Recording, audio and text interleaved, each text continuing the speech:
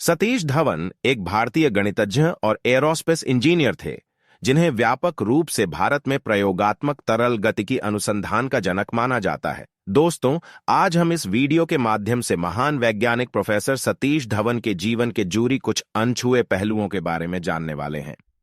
भारत के महान वैज्ञानिकों में से एक सतीश धवन का जन्म भारत के खूबसूरत वादियों से घिरे राज्य जम्मू कश्मीर की राजधानी श्रीनगर में एक पंजाबी परिवार में 25 सितंबर 1920 को हुआ था।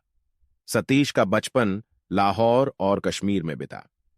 इनके पिताजी का नाम देवी दयाल था और माता का नाम लक्ष्मी था। सतीश धवन की शादी नालिनी धवन से हुई।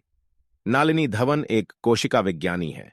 सतीश धवन की बेटी ज्योत्सना धवन वरिष्ठ प्रधान वैज्ञानिक के रूप में centre for cellular and molecular biology में कार्यरत है। सतीश धवन ने अपनी ग्रेजुएशन की डिग्री लाहौर की पंजाब विश्वविद्यालय से भौतिकी और गणित में पूर्ण की। इसके बाद मैकेनिकल इंजीनियरिंग की पढ़ाई की। अपनी स्नातक की डिग्री करने के बाद इन्होंने अंग्रेजी साहित्य में मास्टर ऑफ आर्ट्स में पोस्ट ग्रेजुएशन किया। फिर आगे की पढ़ाई जारी रखने के लिए सतीश धवन अमेरिका चले गए।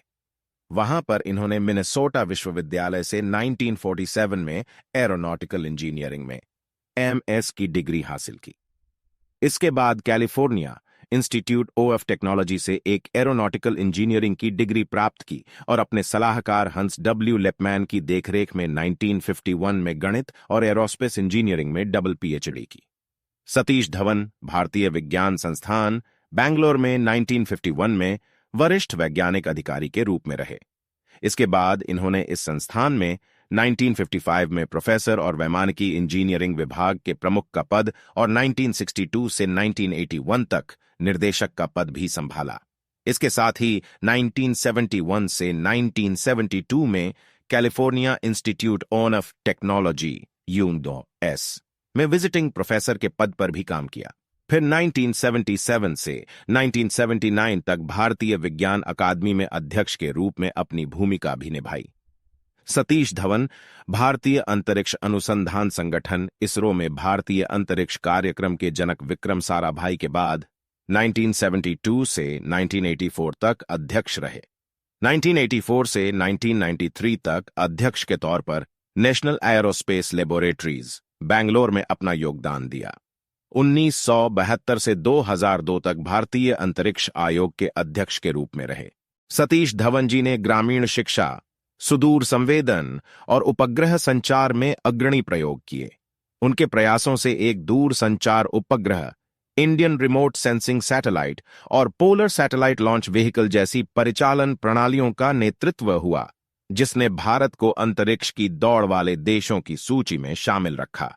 सतीश धवन ने 3 जनवरी 2002 को 81 वर्ष की उम्र इस दुनिया को अलविदा कह दिया। सतीश धवन अशांति और सीमा परतों के क्षेत्र में सबसे प्रतिष्ठित शोधकर्ताओं में से एक थे, जिसने भारतीय अंतरिक्ष कार्यक्रम के सफल और स्वदेशी विकास का नेतृत्व किया।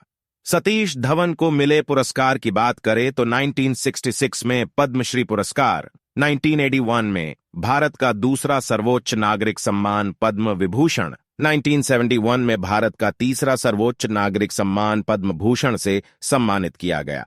1999 में राष्ट्रीय एकता के लिए इंदिरा गांधी पुरस्कार से भी सम्मानित किया गया था।